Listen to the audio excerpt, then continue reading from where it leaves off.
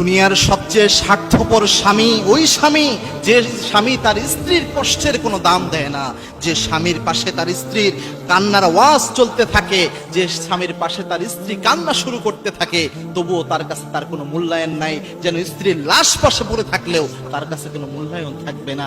এরকম স্বামী যারা রয়েছে তাদের মতো স্বার্থপর কেউ নাই। অথচ আল্লাহর হাবিব বলেছেন, স্ত্রীকে তুমি ওই মাপের খাওয়াবা যে মাপের তুমি খাবা, স্ত্রীকে ওই মাপের পোশাক পরাবা যে মাপের তুমি পরবা। স্ত্রীকে ভালো রাখার দায়িত্ব তোমার, স্ত্রীর মন রক্ষা করার দায়িত্ব তোমার। আল্লাহর হাবিব সাল্লাল্লাহু আলাইহি ওয়াসাল্লাম পেরেশান হয়ে যেতেন স্ত্রীর মন খারাপ হলে, কিভাবে স্ত্রীর মনকে ভালো রাখা যায়। আল্লাহর হাবিব সাল্লাল্লাহু আলাইহি ওয়াসাল্লামের একাধিক স্ত্রী ছিলেন, কিন্তু কোন স্ত্রীকে আল্লাহর হাবিব সাল্লাল্লাহু আলাইহি ওয়াসাল্লাম মন খারাপ করে থাকতে দিতেন না। সুতরাং আমাদের উচিত হচ্ছে স্বামীরা স্ত্রীদের যে ভালো লাগা খারাপ লাগা এটার ব্যাপারে খেয়াল রাখা, স্ত্রীরাও একইভাবে রাখা। আল্লাহর হাবিব বলেছেন, ওই স্বামী এবং স্ত্রী শ্রেষ্ঠ যে স্বামী এবং স্ত্রী একে অপরের কাছে শ্রেষ্ঠ।